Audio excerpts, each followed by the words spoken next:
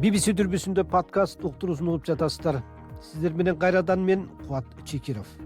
Президент Владимир Путин СССРдин Сталинград салгылашуусундагы жеңишинин 80 жылдыгын майрамдоо учурунан пайдаланып, Россияга немис танкалары кайрадан коркунуч туудуруда деп билдирүү жасады.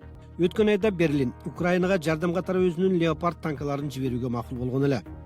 Путин ошол убакта Украинанын союздаштарына жана Россияны согушта жеңебиз деп турган күчтөргө Москванын жообу бронетехника менен эле чектелбейт деп эскертти. BBC'нин регионалдык редактору Дени Эберхардтын баянын уктурабыз. Stalingrad was the bloodiest battle of the Second World War, a titanic struggle in which Сталинград салгылашуусу дүйнөлүк экинчи согуштун эң бир кандуу кармаштарынан болгон. Ал 1,5 миллион адамдын башын жуткан. Салгылашуу жарым жылга созулуп, акыры алсыраган Гитлердик күчтөр 1943-жылы 2 февралда багынып беришкен.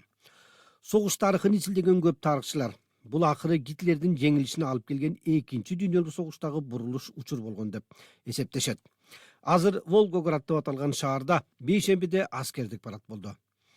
Президент Путин ошол салгылашуунун урматына тургузулган калдаган зор эстелик комплекстеги түбөлүк отко барып гүл чамбар коюу каадасына катышты. Ал бул шаарды коргогон советтик маршалдын эстелигине дагы гүл койду. Анын артында эне мекен чакырат деген ат менен белгилүү болгон, колунда кылыч серпиген соцреалисттик аялдын бийик айкели турат. Путин Украинада баштаган согушун таптакыр башка согуштун символуна жашырууга аракет кылып, өзүнүн сөзүндө параллелдерди келтирди.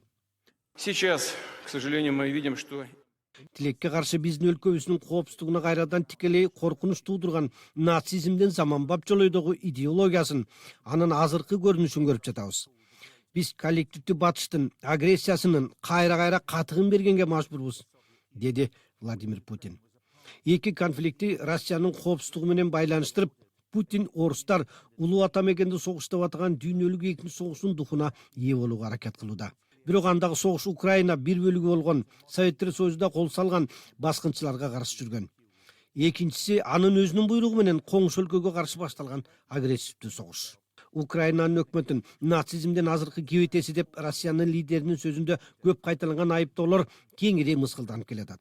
Ал эми Украинанын союздаштары алардын Украинанын өзүн коргоо аракетине көрсөтүп жаткан жардамын Россияга каршы агрессияга теңөөнү карандай калп жана Кремлдин оргуштаган дезинформация өнөктүгүнүн бир бөлүгү деп жатышат. Бирок Путиндин нарративи биринчи кезекте мамлекеттик жымыкыларды пайдалануу менен анын өзүнүн ички аудиториясына багытталууда. Байкоочулар, ал балким мобилизацияны көп эселеп күчөтүүгө элди даярдап жатканыбы деп кооптонууда. Кремль өз кезегинде муну моюнга албай, Украинанын чалгын кызматтары болжогондой келерки айда же ушул айда болушу мүмкүн эскалациянын алдында дагы көп курмандыктарга чакырууда. services believe may happen this month or next.